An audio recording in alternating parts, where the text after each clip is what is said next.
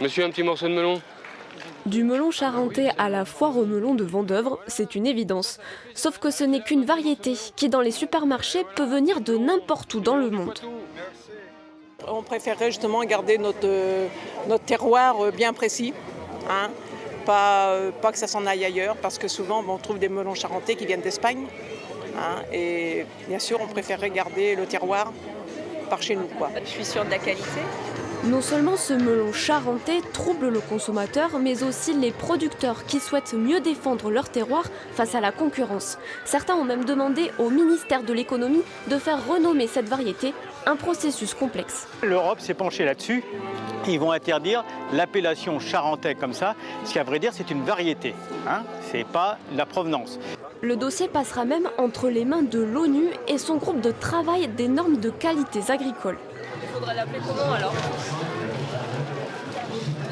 J'ai pas de réponse à votre question. Faut réfléchir, hein. Mais bon, ça peut être le melon du Haut-Poitou, mais bon, il y a déjà le Haut-Poitou, hein. Il a toujours existé aussi. Donc, à réfléchir.